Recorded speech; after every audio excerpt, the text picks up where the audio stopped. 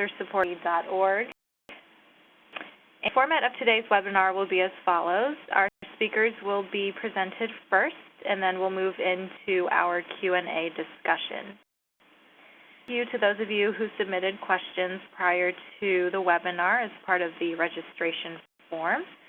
If you'd like to ask a question throughout this webinar, you can do so through the Q&A box, which is found on the right of your screen. At the end, you'll be automatically redirected to our post-webinar survey. It's a short survey, and we greatly appreciate any feedback that you're able to give us.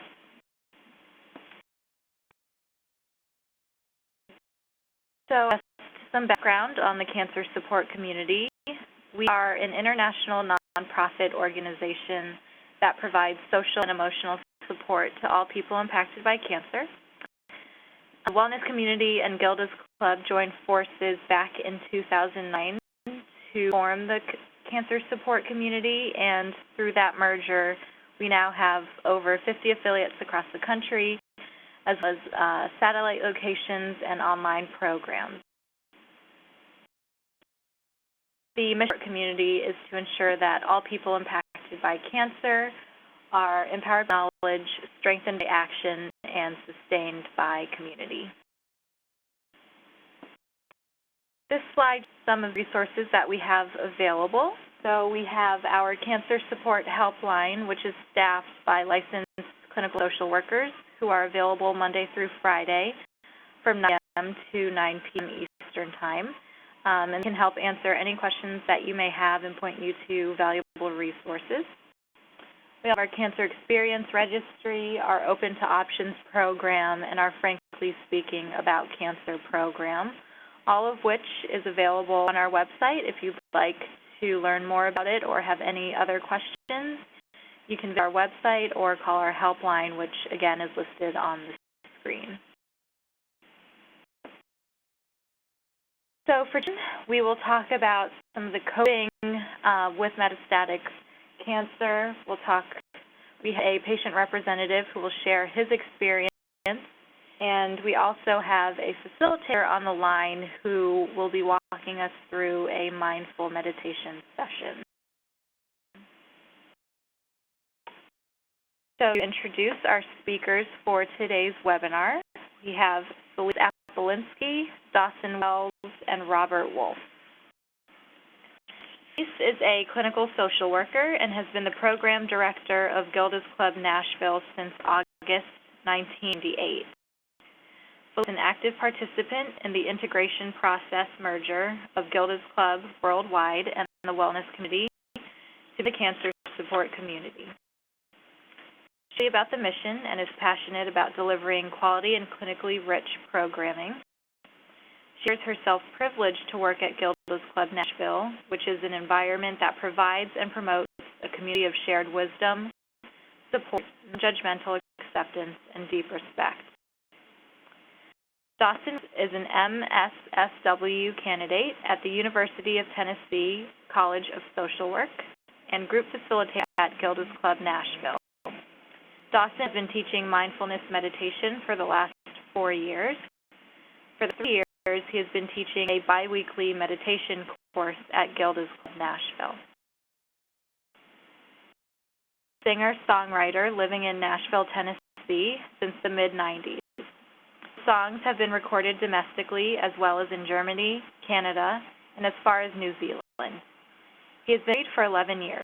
In 2012, on his 50th birthday, he received a formal diagnosis of bladder cancer. It was diagnosed as metastatic bladder cancer in the fall of 2013, and Rob will be sharing a little bit more about his experience later in today's presentation. Okay, at this time, I would now like to turn the presentation over to Felice. Thanks, Rhea. Good evening, everybody. So you often hear those words, reduce my stress, and it's often a high priority on our to-do list, especially when impacted by cancer. But reducing stress actually possible. It's great in theory, but how does one actually learn to do it? So tonight, this webinar we'll hopefully explore some stress reduction tips and techniques to help you feel more in control, to help you quiet your mind, and to help you manage the anxiety that comes along with the uncertainty of living with metastatic cancer. So this also is very important that folks on the line understand that this includes caregiver stress as well. Cancer doesn't just happen to a person, it impacts everyone who loves that person. And so in my presentation this evening, I'm hoping that I am speaking both to folks who are family and friends, as well as to the person with the actual diagnosis of metastatic cancer. So what is stress exactly? Stress is a normal physical response that make you feel threatened or upset your balance in some way. When you sense danger, whether it's real or imagined, the body's defenses kick into high gear, and there's a rapid automatic process known as the fight or flight reaction, or the stress response. The stress response is actually the body's way of protecting you. When it's working properly, it helps you stay focused, helps you maintain your energy and your alertness. In emergency situations, for example, stress can save your life. It can give you the extra strength to defend yourself, for example, or it can help you slam on your brakes to avoid an accident, and that's actually a stress response. Beyond a certain point, stress actually stops being helpful and can start causing some major damage to your health, your mood, your productivity, your relationships, and your quality of life. So the body's stress response starts with a signal, part of your brain linked to your nervous system, which rules those involuntary body functions such as breathing and blood pressure, heartbeat, and digestion. So you perceive a threat, your nervous system responds by releasing a flood of stress hormones, and those include adrenaline and cortisol. It allows the body for emergency action. Your heart pounds faster, your muscles tighten, your blood pressure rises, your breath quickens, and your senses become sharper. So those are all physical changes that can occur when the stress response is initiated. Unfortunately, the body does a poor job of distinguishing between threatening experiences and minor daily stresses. So if you're stressed out over an argument with a friend or a traffic jam or a mountain of bills, your body can feel threatened even in those situations and can't really distinguish between the two. So you repeatedly experience the stress response in your day-to-day life, or in cases of trauma, you are fully returned to a normal balance after a stressful situation, and that may cause you to start having some serious health problems. So your stress can negatively impact you in all of the areas of your life: physical, cognitive, emotional, and behavioral. So some examples of that include cognitive can change with stress, with memory problems, or the inability to concentrate, poor judgment, anxious or racing thoughts, or a sense of constant worry. Stress can negatively impact you emotionally by creating a sense of moodiness, irritability or short-temperedness, agitation or inability to relax. That sense of feeling overwhelmed, it can seem to cause loneliness and isolation, unhappiness, and sometimes depression. The fifth symptoms that stress can impact, it can create aches and pains, diarrhea or constipation, nausea, dizziness, chest pain, heartbeat, physical drive like? Behavioral symptoms, what that impact look like? For some people, it's eating more or less, sleeping too much or too little, isolating yourself from others, procrastinating or neglecting responsibility, using alcohol or cigarettes or drugs to relax, or perhaps an increase of nervous habits like nail biting or pacing.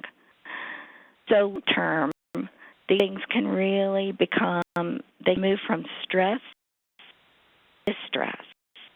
And that can create an awful lot of problems. And so tonight, the idea is to figure out what is stress, how does it react in your body, triggers that response, and there are some things that you can do to manage that. So, just about reducing my stress. You know, that's kind of the circular question, right? The idea is that you'll learn some techniques and you'll try them, and you'll find different things work for different people. I would remind you, and will remind you again in this webinar, as I'm sure Rob and Dawson will as well, that stress reduction techniques are in fact a practice. It's something that's a one and done kind of an experience. You have to try something, try again, and try a third time before you know whether it's something that's going to really help you reduce that distress. So how do I reduce my stress? My suggestion is that you create a stress management plan. Identify what stresses you. How you typically respond when you're stressed. How you want to respond. Develop a plan of things to try. You practice several different of the techniques that I will talk to you about, and find the ones that work and modify your plan as necessary. And benefit you in numerous ways. It should improve the quality of your life.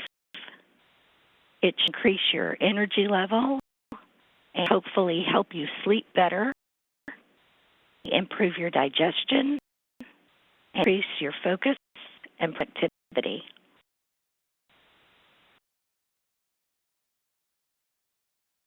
So, tools and stress management techniques, and there are pages and pages and pages of these. So I'll just go through some of them. Many people find that exercise and movement is very helpful. And when you are impacted by metastatic cancer, you've got, different abilities and different energy levels at different times of your day or perhaps different times of your treatment cycles. And so exercise doesn't mean get up and run in a marathon. Sometimes it means standing while you brush your teeth or walking back and forth to get your newspaper out of your driveway. And perhaps one day you get to the end of your driveway and a week or so later you get to the end of your block, and a week or so later you go a little further. So exercise really means at your pace and as gentle as you need it to be. Movement goes along with exercise. So you don't have to do yoga and necessarily tie yourself into a pretzel and stay there for 30 minutes. Some people, yoga is very, very helpful. For other people, the bending and twisting of yoga can be really difficult. And so movement can be as gentle as picking up a couple of water bottles and doing a bicep curl, or holding a canned good and moving it over your head a couple of times, or using an elastic band and tying it in a circle and putting your feet inside and moving them around a little bit.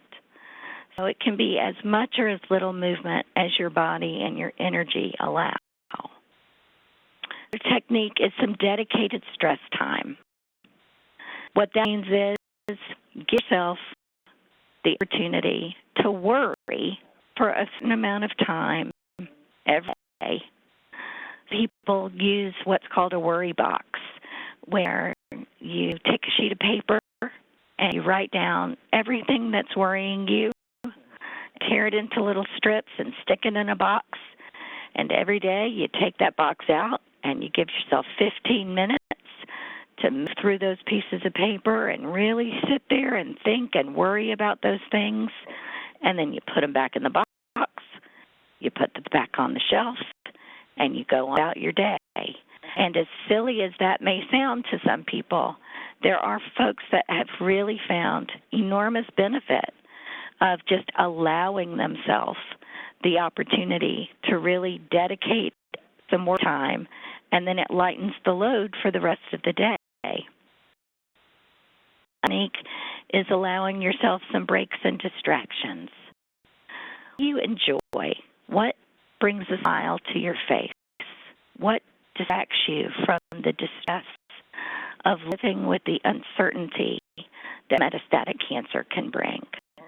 That being in nature, watching a baby laugh, is it allowing some puppies to climb all over you? It's different for everyone. Is it some really awful reality television that just takes your brain and distracts it for a while? Whatever those breaks and distractions are, can be an enormous, helpful stress management technique. Spiritual is helpful for some. There are many people that find great calm and centeredness in their spirituality or faith community. That's something that works for you. I would encourage you to connect in that way. Laughter and humor. I'm from Gilda's Club, Nashville, and so part of Gilda's Club is that the muse for us is Gilda Radner, who was on Saturday Night Live and back in the days when that show was actually entertaining. And Gilda was hysterically funny, and so there's a lot of laughter that goes on here at our organization. There's a lot of playing with your pain, and sometimes you can laugh about things that other people just wouldn't necessarily find funny. But to have a really good belly laugh is internal exercise. It's a wonderful stress reduction technique. So find those things that make you laugh. Old Carol Burnett reruns or silly cat YouTube videos or, playing a harmless practical joke on your spouse. Whatever makes you chuckle, and, employ that. As I mentioned before, and other mind-body techniques, there are just a million of them that are really very popular right now. There are lots of different kinds of yoga, from gentle and relaxation yoga to hot yoga. There's also things like qigong and tai chi and guided imagery and relaxation and mindful meditation, which is something that Dawson is going to speak about in more detail. So find some stress management tips and tools, and give them a try. There are things that are free and easy and really accessible, like breathing. When you're stressed, when you're living either in your own uncertainty about your own health, or you are loving somebody and worry about their health, you may find that your breathing is very shallow. And you can close your eyes and give yourself a few minutes of really deep inhale and exhale. We're breathing from your belly instead of chest. And for some people, actually putting their hand, one hand on their belly and the other hand on their chest, and breathing in and allowing that belly hand to move and holding that breath for a moment and then slowly exhaling and allowing that belly hand to move. Doing that a few times, several times a day, can be incredibly relaxing, stress reducing. Relaxation is another technique, and it's one that you should really probably get your healthcare team's approval about. For some people, it would potentially be more uncomfortable than helpful. But the technique involves kind of squeezing and releasing your muscles from your toes up to your head and back down to your toes, where you're really restricting your muscles and then allowing them to release and deeply relax. And oftentimes it can bring deep, gratifying relaxation. Another really wonderful tool for a lot of people, finding a good psychotherapist who you can kind of unpack your baggage with, your emotional baggage of what it's like living with distress and stress and uncertainty. Having someone from outside of your family that you can just kind of tease through all of those things with and learn some coping skills and techniques. Learn how to communicate well with your family and with your healthcare team. Those kinds of things can really help reduce stress. There are counselors in most areas that work on a sliding scale fee. There are a lot of cancer centers now that are offering counseling. And so individual counseling can be, or couples counseling, can be a wonderful tool.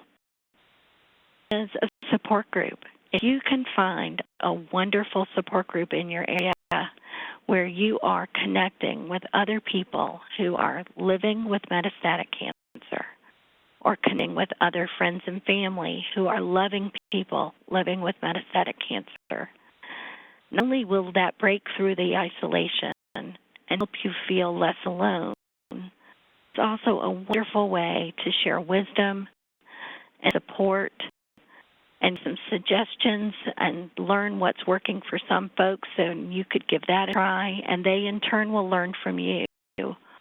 And so in my almost 18 years of experience here at Gilda's Club, the support groups have been an incredible tool for people in terms of stress management. Hypnosis is another. Some people find doing some expressive arts or some journaling and writing can also be wonderful stress reduction tools. And other people, sometimes getting out of yourself or being with folks, with other people whose problems are kind of quote-unquote worse than yours, can sometimes provide just a little bit of lightness and a little bit of perspective and can get you out of your own self for a little bit and can help kind of balance some of that stress and distress. People listening to music is a great stress reducer. So, I've listed about 27,000 kinds of tools, and there's no time to go deeply into all of them. But in this day and age with our technology, there are lots of free apps and websites and YouTube videos and DVDs and iTunes downloads. I'm sure other things that I'm too old to even know about, where you can try some of these techniques out for free. Try a Qigong YouTube video or a Tai Chi YouTube video and just give it a shot. And what have you got to lose but a little bit of time? And it may be that it helps you relax a little bit and helps you find a center and helps you lessen the chaos and the distress and help you feel more in control. Really key when living with the uncertainty of metastatic disease. When is it that distress gets to a point where you really need to think outside of these stress reduction techniques and get some professional help? one of the things I didn't mention as a stress reduction tool, which can be really helpful for some people, is medication. There are many people that really respond well to a short-term anti-anxiety medication when techniques are simply not enough, when your day life is being impacted by your stress and distress. And so how do you know when that is? Are you experiencing a decline in your performance, whether you're a student or you're a working person or you're a stay-at-home parent? Are you finding that you're unable to cope with the demands of daily life? Are you obsessing and totally preoccupied by fear so it really robs your joy? Are there significant changes in your sleeping and your eating habits?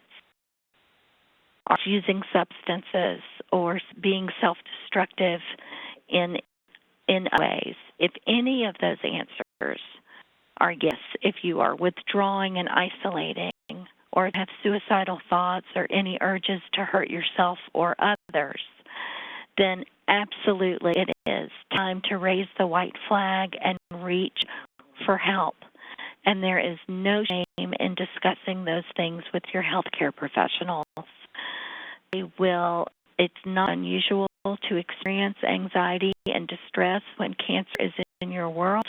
It's more unusual not to experience those things, but when they become overwhelming to the point of your emotions are in control of you rather than you feeling like you can control them, then it is time to reach for help.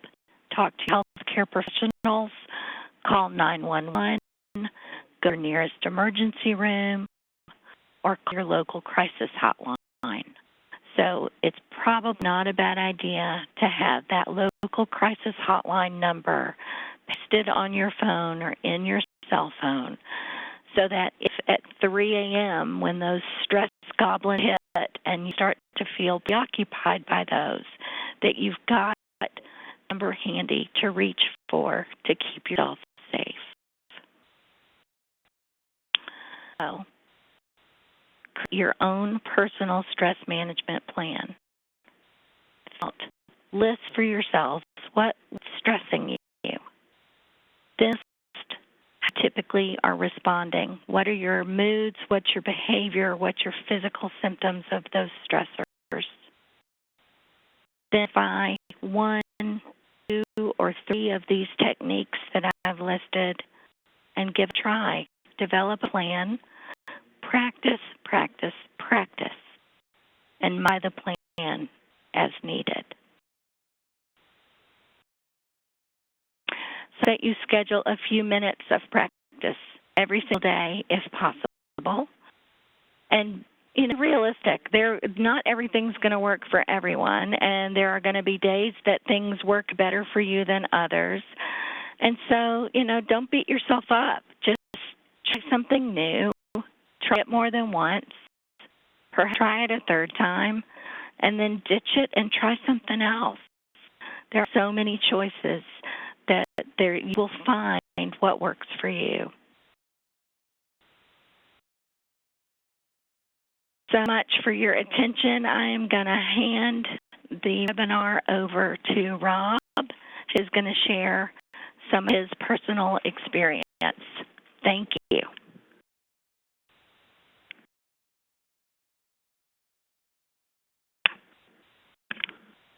Thank you, Felice. Hello, everybody. Felice was speaking. I think I was taking notes myself, and I can't wait to review the webinar. Thank you. It's great to be here with you, and speaking here from Gilda's Club Nashville, and I just was a great day when I came here and reached out to the Gilda's Club Nashville organization, and ultimately with the cancer support community here, because it's just been a tremendous relief and a tremendous blessing for me. It typically has been a bit for me. There's many people working in the medical community, of course, with a metastatic cancer diagnosis. You know, time job on what sometimes feels like a full-time job as it relates to trying to combat what I've got, discover what I've got, what I continue to have with complications and so on. But in the middle of that, back in, I would say, beginning of 2014, after my metastatic diagnosis, and it was around February last year, and I came in and I'm with Felice. I made the call to Gilda's Club Nashville, saw the red door right here on Nashville's Music Row, and had that initiation meeting really, and that's through the connection with her and the organization here just got connected with so many people, and I think Felice must have had that list bit in her mind and led to me and sent me in so many different places,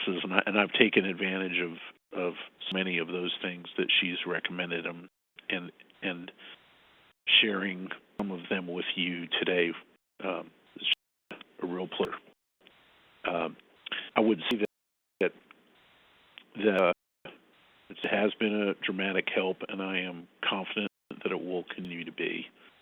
I just here and working with what has really has become all of these recommendations and what continue to be, and it just grows, and the network of friends and experiences and knowledge grows. And as she mentioned, you do some experimenting and you find out what works for you. And I believe I've found so many and so many techniques and such to manage this stress and to cope with this metastatic diagnosis and the related issues and complications. I'll say that one, and I think it's a big one, is the being in touch with positive people in media. And that is, you have an opportunity. One of the stress reduction areas that is available to us, and that's one I've taken care of, and I still work on it, but I continue to work at this, is to find people. If there's a negative vibe coming from a person, and I don't absolutely have to be with them, if I have a chance to go ahead and say, okay, I'm going to start saying no to you at this point, and jettison that negative energy and that negative attitude from people. If at all possible to do it, that's great. And there's ultimately at least some assertiveness training that may work to help with that. Maybe you can turn that negative into a positive somehow, and those people, and hopefully breathing and further understanding with them can be helpful. But also, those positive people, I think intuitively you know who they are. And the people that are going to help you, that are going to support you, that are not going to ulterior motive, or just loving. And I think you can identify that, and hope you will. And I believe in my life that I have, and just by being receptive, by being open to positive people with whatever it might be, spirituality, and some of the things that we'll be discussing in a short while, but with the mission and so on, that you ultimately can stay in touch with that and welcome it. When I through with diagnosis, and in here I have right around the time I knew that I had positive people. It was before, say, this potentially the metastatic diagnosis came. I definitely had an approach of attempting to be near positive people. It's just an overall life stress reduction technique. But one of the things that I think ultimately helped with it and just helps further are this daily practice of gratitude upon awakening and transcendental meditation for me. There's been some mindfulness, and obviously mindfulness meditation's coming up soon, but the daily practice, and that's one thing I love that Felice said, was not one and done, but daily. That's very powerful. But one of the things I've done in my experience is to have that practice of gratitude, and I every day without exception, and it has been and now I can't remember when I haven't done it, and that is to say thanks when I wake up. There are some I say thanks when I go to bed, and I say thanks when I wake up, and those are probably some you might check around if you take a good listen to people who are talking about spirituality and a positive attitude. The altitude and attitude of gratitude is altitude, and some kind of variations of that.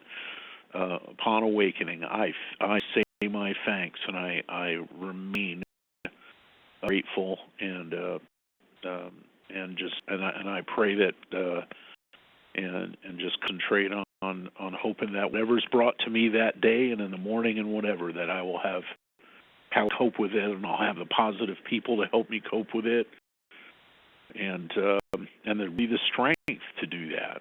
And that's that gratitude to me. I start that off. That's job number one. That is number one when I'm up. The transcendental meditation. That is something that I have that I began a little over a year ago, very close to the time that I joined Gilda's club. I had an opportunity to go to Nashville's Transcendental Meditation Center, and I just took the Transcendental Meditation course, and it's available, and you can find out about it at tm.org. But I had a stipend for it, actually a scholarship for it from the David Lynch Foundation that read out and had made that available to me with my cancer diagnosis.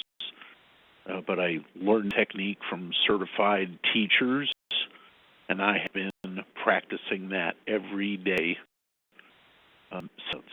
And it is, I say it has reduced my stress dramatically. It's just wonderful technique.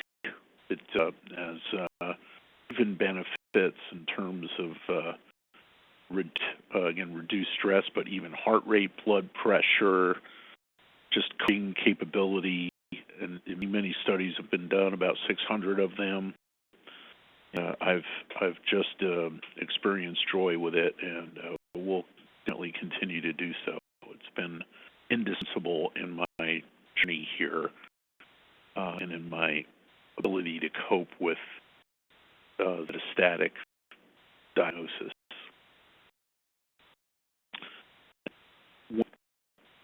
Went to Gilda's club. I think I've certainly heard about the support groups that have happened, but we took advantage of the support groups that have been made available here, and actually as soon as I'm done here, I'll be running into a support group, the Metastatic Survivors support group. But I came in, just a spot was made available for me. I joined it, and have been going every week, and it has been indispensable. I've made just some great friendships in groups, and in the specific group that I've belonged to, and at the club here, it's just been fabulous. And actually, my wife, Lori, has joined a Feet and Friends support group as well. She as well has to get some major stress reduction out of this. In addition, we have really had some wonderful time together coming in. She runs in from work, and we actually have it simultaneously. I can't give her a lift to it, but I have enjoyed seeing her, and we'll run out at the end of the evening. But it's been wonderful to have that time. And now, what one thing that I've been able to use to ease stress is the practice of qigong and tai chi, something called li and gong. There seems to be a full freeze at the center here. Over the years, I've actually studied a form of qigong called li and gong a number of times, and I have been able to memorize the moves. So it's been wonderful to just almost that moving. It's somewhat like a moving form of meditation, and to have actually a beautiful sense of well-being physically when you run through the motions of Tai Chi. And go to a class, and you actually potentially can have some people to bond with at those classes. So I have just experienced a major relief and again, that major sense of well-being, and to experience that, what I call that chi. And there's a little chi ball, a little ball of energy I find that's associated with it. So that's fantastic. Another thing, what I've done is even therapeutic massage. I don't know if I heard Felice mention that, but through an integrative center here, I've had the chance to get that therapeutic massage, and it happens to be you can really deduct it from your HSA account. So thought, why not? We had the opportunity to do that, and I've definitely taken it. I think I have an appointment next week, and I'm looking forward to it. Logical counseling, that is one thing I have certainly taken advantage of through recommendations here, and I continue to do that, and it helped such a great deal, and I almost when I need it, and I use that intuition overall, and it's really what came down as far as my moving. My moving toward Gilda's club and so on is having a feeling that I am putting that stress level is really heating up. I need to reach out. So I know I still feel that stress with the meditation, with mindfulness, with exercise, you name it. I do feel that stress, and I feel there's a net of some kind with the positive people, with psychological counseling, potentially with drugs, anxiety drugs, should I need them, and drugs to help me sleep when I need it. I'm to drop my pride and say, look, I've got to do this. It just has to happen. I'm a human, and I need all the help I can get, and it is available. So I'm for it.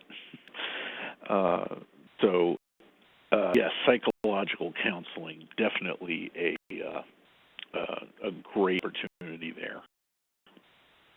There's one item as well as I've done over the years, and it so happened to be a part of my journey, and no pun intended, is bicycle riding. So one of the most positive people in my life, my friend, my buddy Chris Bergsness, he was doing some bike riding, and he turned me on to it, and I got a mountain bike, and all of a sudden felt like I was about 7 years old, getting that big old bike and running around hills, and my first trip was like mountain type biking on some gravel a little bit west of Nashville in an area called Ashland City.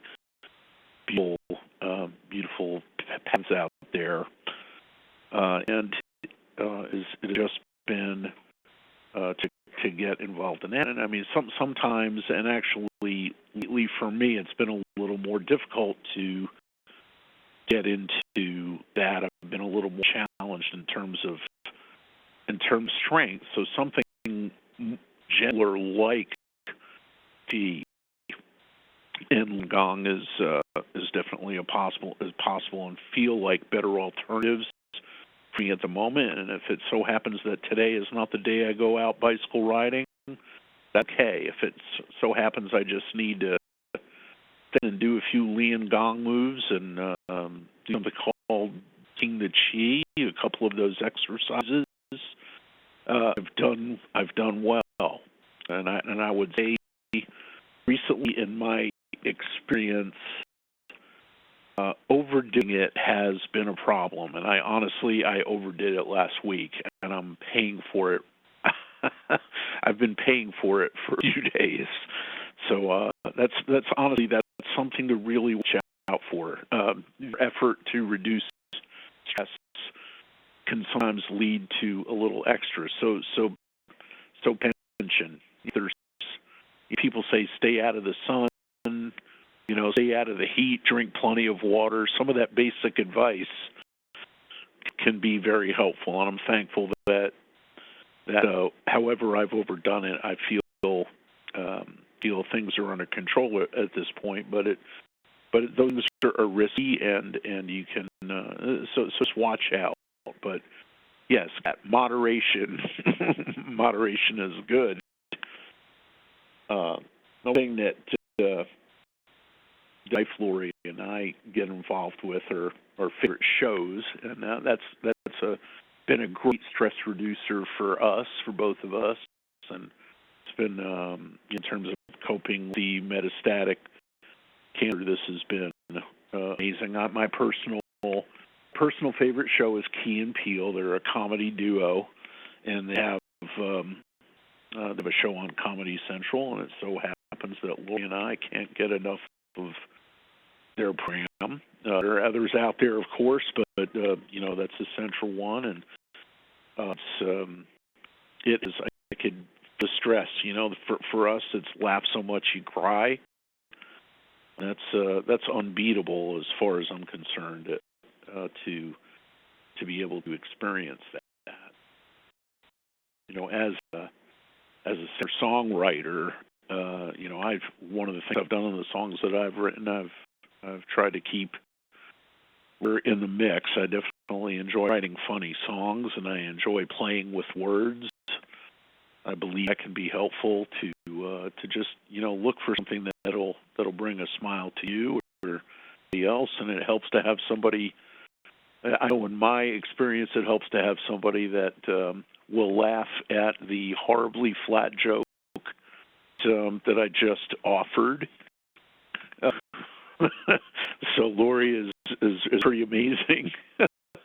She's pretty amazing in that regard.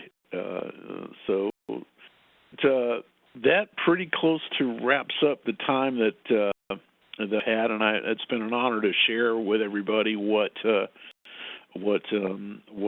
can about my experience coping with metastatic cancer, and I will continue to use these tools, and I know on a daily basis they're going to be a part of my life, and hope you will have a look at what these are and find your own and do that experimentation that you can. And I am definitely looking forward to Dawson's presentation on mindful meditation. So just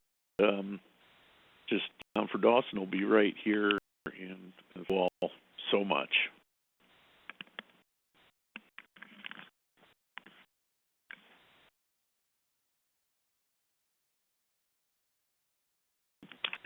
Hello. Thanks to Rob, and thanks to everyone for participating and those that have put this on. We're going to actually a little mindfulness meditation exercise in just a minute. But before we do that, I wanted to talk a little bit about mindful meditation specifically as it applies to times of stress. A lot of times when people come to me and they're in a very stressful situation, a lot of life change, a lot of overwhelming thoughts and feelings, they're thinking that I'm going to teach them a technique that's actually just going to wipe their mind of thoughts so that they can just get a break and just sit in silence. Just experiencing so many overwhelming things from the whirlwind that can sometimes come and surprise us, that they just want that relief. And of course, certainly allowing ourselves 15 or 20 minutes to just sit and be still can be very powerful relaxation and helpful. How the greater gift of mindfulness meditation is the practice of be with our thoughts and emotions and allowing them to be as they are, and expanding our awareness of what they are and what else can be present in the moment. We all know that life is not without stress. I don't think any of us, if would say that we expected a life totally free of stress. But when stress comes up, we often kind of think that happiness can only be if everything is light and easy and free and open. And what I do when we come to stressful situations is we try and push away any of the emotions that we consider negative, and we try and push away the stress. And we spend a lot of time fighting our situation and second-guessing ourselves, saying things like, I should be stronger, or I shouldn't be so affected by this. And what we sometimes realize a little bit too late, that approach had actually a lot of suffering to the anxiety that we're already experiencing. So when we come to meditation, instead of adding extra suffering to anxieties, and to fight off our thoughts and feelings, we instead allow ourselves to sit with our thoughts and emotions without judgment, without trying to judge them as good or bad, just allowing them to be there and to kind of play out on their own, watching them and observing and seeing if we can come to understand them a little deeper, and if we can kind of see what else is present. Just to offer a personal example that I use a lot in my classes, and it seems to resonate a lot. Months ago, I woke up in the morning and saw a photo on Facebook, and I had a very strong reaction to this photo. I immediately closed down my laptop, shoved it to the side, and got up and walked away. And I was impacted in what I considered a very negative way, but I feel I could deal with it at that time. But aside, and I found, through my day, I was just more on edge. I was very easily frustrated, very easily set off, and my day was kind of covered with a lot of kind of vague general sadness. Just kind of a cloud over the day. And I did kind of have the insight that it was connected with this photo and my response to it. Decided later in the day I was going to decide about 15 minutes in the afternoon and just stare at the photo, see what comes up. The background of the photo was some time ago I was living with a girlfriend in a foreign country. Without too much detail, she ended the relationship abruptly, and so I was forced to not only move out of our house that we were sharing, but I had to leave the country as well because my immigration status was tied to the relationship. So I was forced to leave and come back to the States where I didn't have a home and also was faced with having to find a new home. So those stresses on top of a breakup, all to a very significant stressful moment, a lot of life change happening very fast. The photo that I'd come across was of several of my friends from that country having dinner in my old house. And when I sat and looked at the photo, a lot of things came up. And first, it was those overwhelming feelings that made me want to push the photo aside. Anger. I felt very angry that the situation had ended. I wasn't ready. Angry at the immigration situation. At my lack of control. I felt the sense of betrayal. Friends in the photo had known my girlfriend longer. And when the breakup happened, I very quickly lost touch with them because I had moved town and were still living with her. Their lives moved on. It was very difficult for me. But as I sat and looked at the photo longer, I realized that I was feeling those things because it was a very important time in my life. And to remember some of the things that I did with those friends and my girlfriend, I started to laugh. I started to remember some of the things that we got into, the parties and just the good chats. And I started to remember how much I enjoyed being there. As I kind of went even further staring at the photo, I actually got into instances where I was remembering the times that those friends stressed me out, where our company just became too much. They irritated me. We argued over politics. And that made me laugh as well because it helped kind of take the situation down off the pedestal a little bit. So as the time of me looking at that photo kind of came to an end, I still had those negative feelings that I had felt in the morning. But I also had a sense of gratitude and a sense of thankfulness that I was able to experience that experience. And thankful that I was able to get home. So what happened is even though those negative feelings were still there, I became aware of a much richer experience. I could see happiness and I could see gratitude. And with that, a new set of actions opened up to me. I was rooted in that thankfulness and gratitude. I had the thought and the impulse to write to those friends, tell them that I miss them, and tell them that I appreciated knowing them. Even without taking that action, I was able to get up and have more peace in knowing and seeing that thankfulness of how lucky I was to have experienced. I got to live in a foreign country and meet these wonderful people. So this as it's sometimes called the meditation circle, leaning into our thoughts and emotions, ourselves to experience them, can actually lead to a greater sense of peace in our lives. Try a little mindfulness meditation practice with you guys. I'll discuss in just a second just the posture that I like. But, experience any, sometimes in my work here at Gilda's Club Nashville, some of my friends here, they have physical, chronic pain. Experiencing any discomfort in this posture isn't something that's comfortable for you. It's really just to try and find a posture where we feel comfortable, but we're not inclined to fall asleep.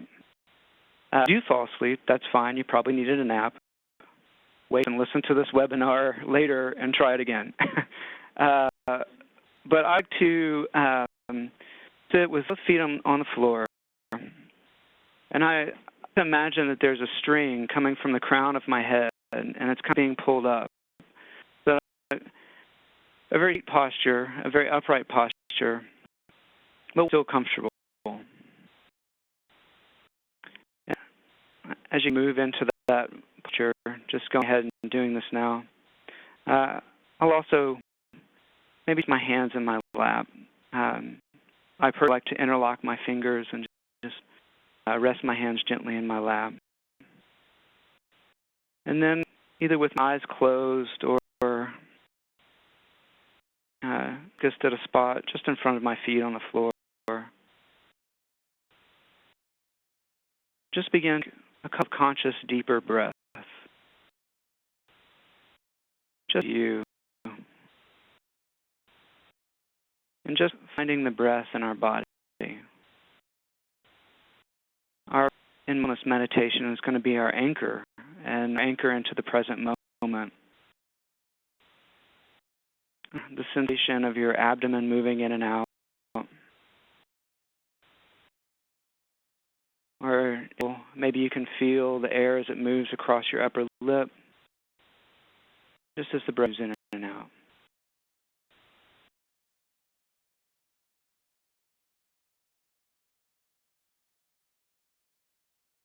And then a portion is to focus on just our body, its own natural breathing rhythm.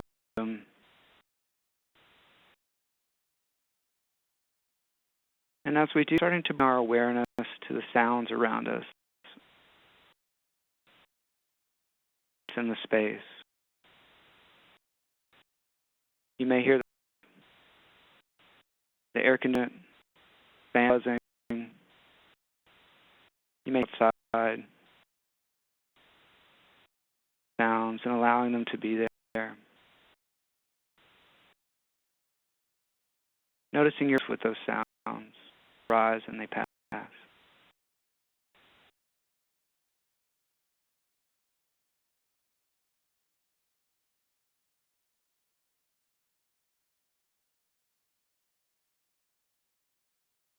And as you are aware of your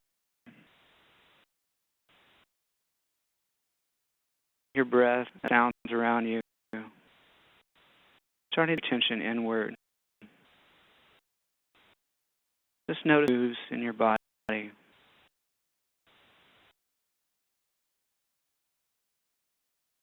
Notice your feet as they touch the floor. The feel of our legs on the chair.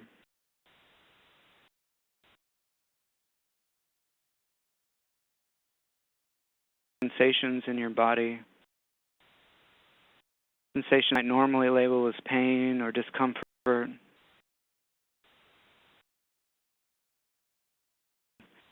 Maybe try looking at those as just sensations. Just notice them as just sensations for now. Allow it to be there as well.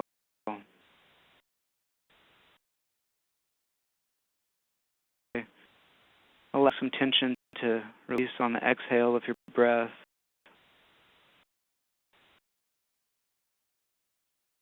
But just allowing it to be as it is. And noticing moves throughout the body. And being in our breath as it is in the space.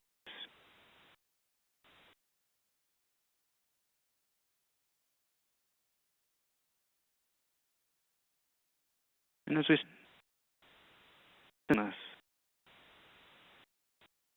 we're going to start just a few minutes of silent meditation. In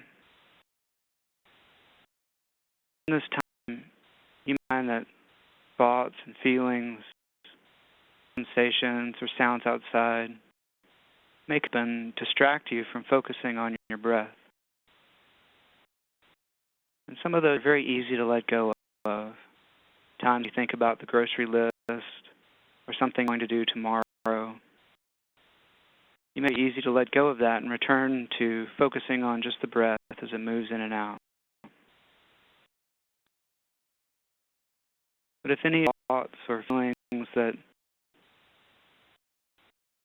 circle in your sounds outside or feeling, if anything comes and you find that it's difficult to return your attention exclusively to the breath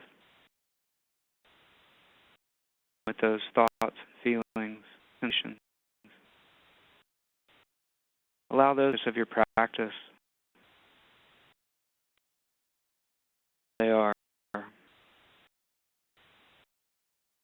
Just allow them to move and pack themselves on their own, free from good or bad, free from trying up with a solution. Just be there. If you can, as it moves along with the thoughts and the feelings.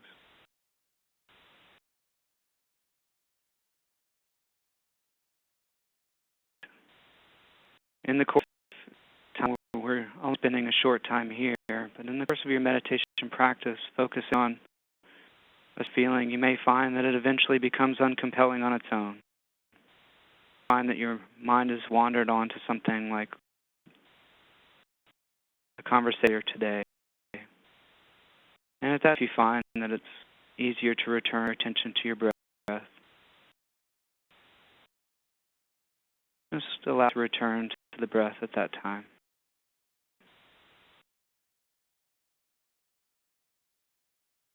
You may find several times in meditation practice. Part of the practice, and that's just returning our attention to the breath.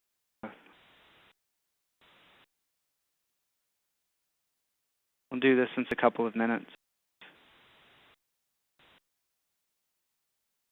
and then I'll ask our eyes when we're done.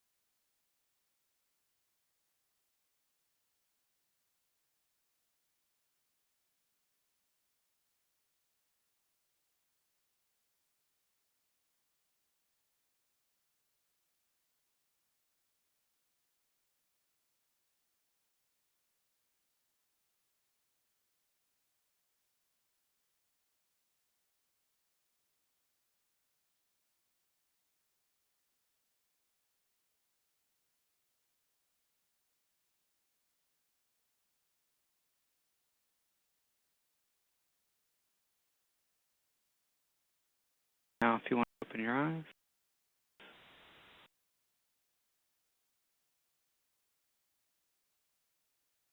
If we were in my class here at Gilda's class, Nashville, I would ask a few questions of how was the experience for you? How did you experience the passage of time? Did it long, short? Questions like that. This is, of course, a different kind of interaction, so hopefully if you have questions, you can ask them. And hopefully when it's useful to you, I usually encourage people to make this, as already been discussed by us this evening, something like mindfulness, a regular practice, a daily practice. I normally suggest just working it in as you can, 20 minutes, even 5 if that's what you're able to do. I usually say it's important to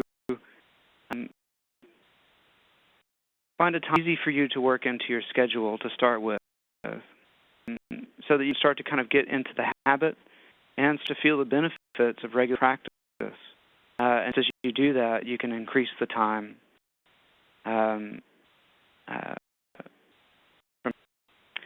So I hope this was helpful. To ask us questions, all still sitting here, huddled around one phone. So yes, if you have any questions, please chime in. Thank you, Dawson. Just want to say thank you again to Dawson for walking us through that mindful meditation.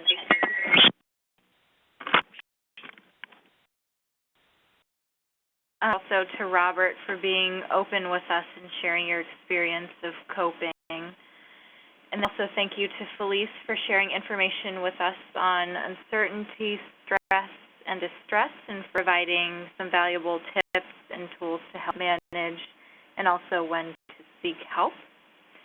At this point in the presentation, I want to open it up to the audience for the Q&A session. So if you have a question for our speakers, please feel free to submit them through the Q&A box, again, to the right of your screen. I will give a couple of seconds for you to submit some questions.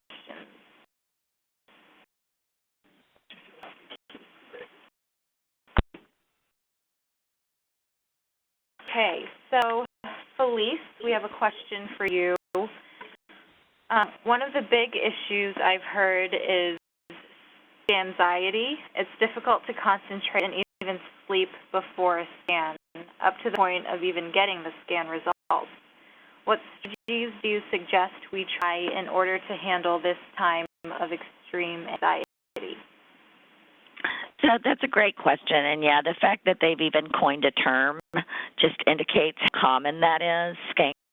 Anxiety is something that we talk about in support groups an awful lot. So, I think there are several of those techniques that can really be employed that we discussed, whether it's a worry box or it's employing some mindful meditation or exercise, movement, or distraction. I think it's also really helpful to talk to somebody on how freaked out you are, and they don't. It's okay to say to someone, "I need you to listen. I can simply share with you my anxiety and not carry it alone. And don't judge me, but simply listen." I think it's really helpful that we communicate very clearly to the people around us who love us, that want to be helpful, but sometimes they need action. So occasionally it can be really helpful to say, "I'm not looking for you to fix this. I'm just looking for you to open your arms and let me find my nook and hold me and hug me for a while. Let me cry, let me fret, but don't do it alone." And so that can be very compelling if you have someone in your life that you can do that with. I think, that distraction of putting on a movie, watching some marathon of House of Cards or whatever happens to be your distraction. That anxiety is usually pretty time limited. So you also can talk to your healthcare team about how important it is for you to get results as quickly as possible, because experience is not so much preparing for the scan that's so challenging, but it's that limbo between scan and results. And every practice seems to do that differently. There are some people that get scans and results same day, and there are some people that get scans and don't have an appointment for under a week, or you schedule your scan on a Friday, which means you got to knuckle through the entire weekend. So it's okay to ask for what you need. It's okay to let your healthcare team know that what you need is you are willing to show up at 6 a.m. to scan as long as you go home that evening with results. That is something that makes your day, giving up one day, a little bit more tolerable. Great, thank you. We have another question here for you, Felice. It says, it seems like I lash out to my caregiver. I don't mean to. Any suggestions on how to control the lashing out to the ones we love? Yeah, that's, it's always those folks who are safest, typically, that we, when our bucket is full, it sloshs out sideways and can come out as being irritable and short-tempered. And that's not uncommon. I guess, trying to work on some of these techniques to alleviate that if you start to sense that it's happening can be helpful. I think finding an outside person or persons to talk to as you find that your insides are tensing up in hopes of being a little less short-tempered. I think talking to your partner or spouse or loved one when you're in a less irritable moment to just apologize in advance what you know might be ugly behavior coming around the bend and naming it as this is my anxiety just coming out sideways and making a list of all the things you are grateful to and about that person for them to have kind of an emotional first aid kit to rely upon in those moments of kind of quote-unquote attack can be very helpful. And then I think considering meeting with a couples therapist to help you guys learn some new communication strategies, both in good times and difficult times, who can't benefit from kind of interaction and education. So I would recommend that as well. Thank you. Our question is for Dawson.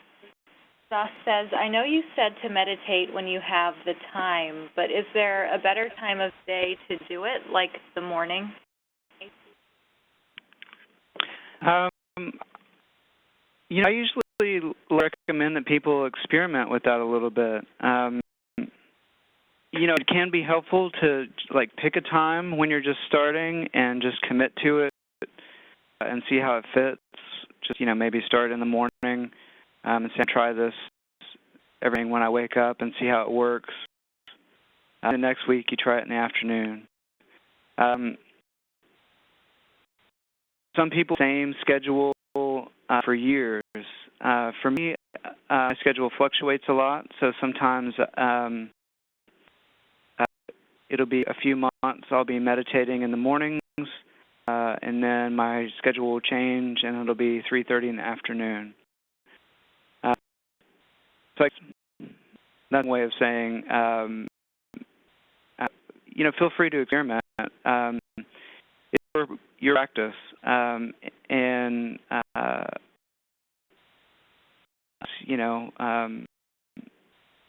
part of the patient is trying to find what works best for you.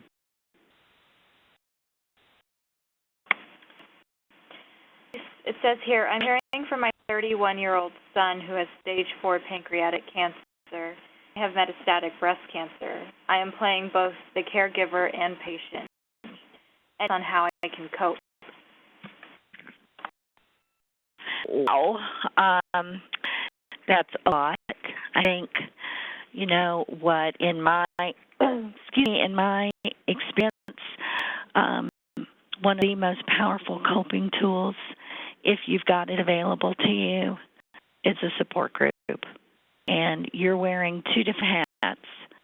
So you are, loving an adult child with advanced disease, and you are living with advanced disease as well. And so if you were to walk through our Red Door at Gilda's Club Nashville, I might encourage you into a cancer support group for yourself and one of our friends and family, or we actually have a group called When Your Adult Child Has Cancer, because there are such unique issues in that circumstance.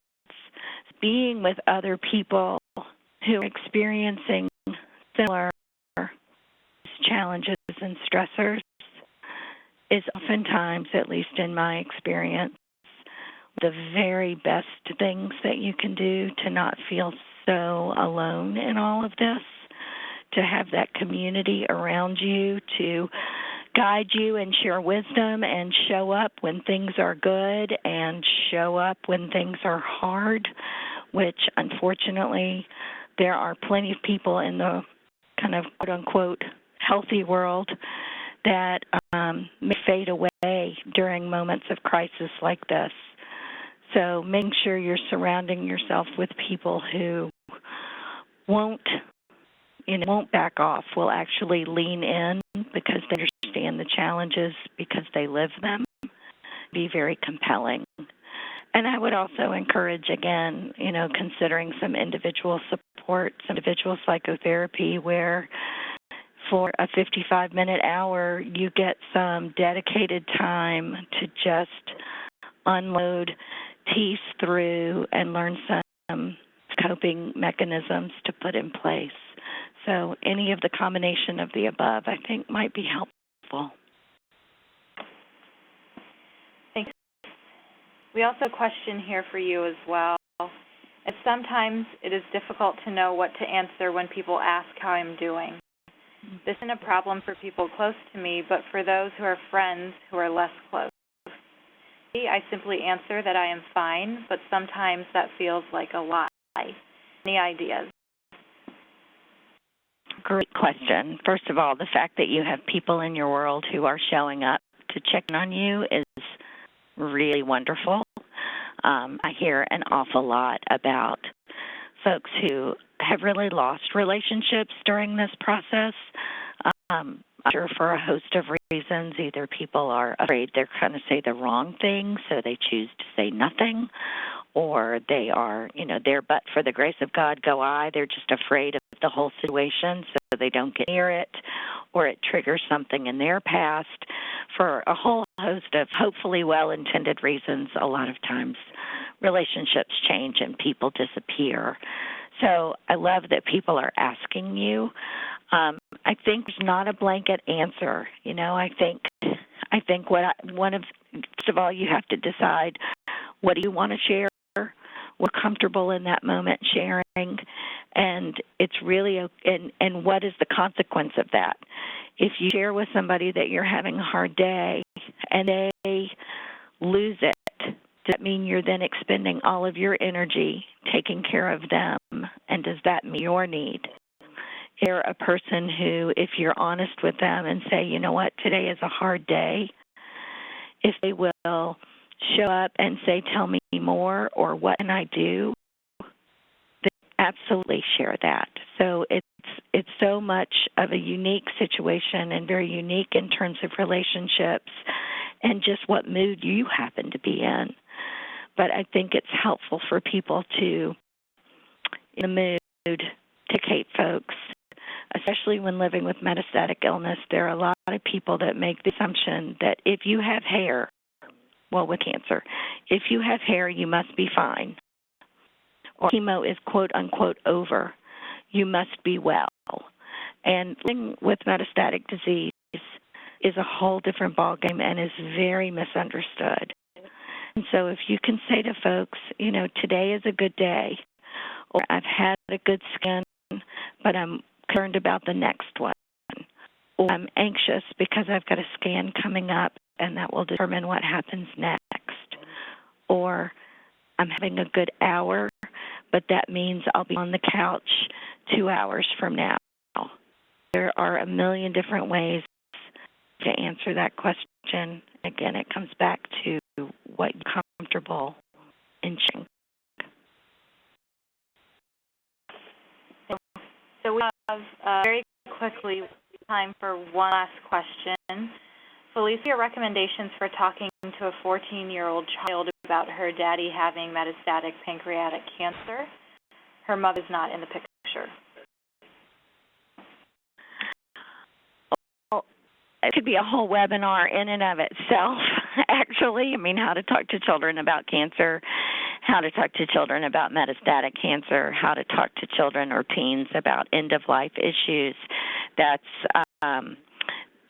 a huge, huge topic. I'd say there's some pretty good basics in my experience. One is speaking in a language that they'll understand. Another is telling truth. Another is making sure you know what it is that they're asking, so that you're only answering the questions that they're asking. I'll tell you the very best resource, in my opinion. So if you're the one asking this question, I would encourage you to grab a pen. The very best book that I have seen addressing this issue is called When a Parent Has Cancer, A Guide to Caring for Your Children, and it's written by Dr. Wendy Harpham, Harpham. Dr. Harpham is a 4-time lymphoma survivor and an MD, and she has written what I consider really the gospel about how to talk to children whose families are impacted by cancer, and it breaks it down in terms of not only chronologic age but maturity level, and she gives some scripts to consider, some words to consider using and not using.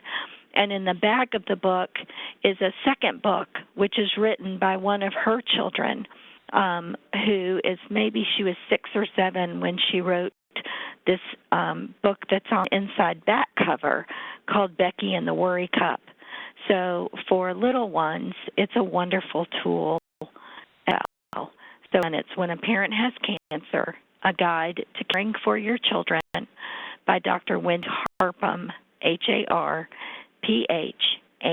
and it takes you all through childhood and teen years with some great do's and don'ts in terms of communication and suggestions. Well, thank you. I'd just like to say thank you to our participants for your enthusiasm and questions that have made today's webinar a great success. If you have some more information, please feel free to visit any one of these resources listed on the screen, or visit the CSC website or call our toll-free helpline, which again is 1-888-793-9355. We thank our wonderful speakers, Felice, Robert, and Dawson, for contributing their time and sharing this valuable information with us. I'd also like to thank our program supporters, Bristol-Myers Squibb and Merck. We'll now be redirected to our post-webinar survey. We greatly appreciate any feedback that you have. Have a good rest of your evening.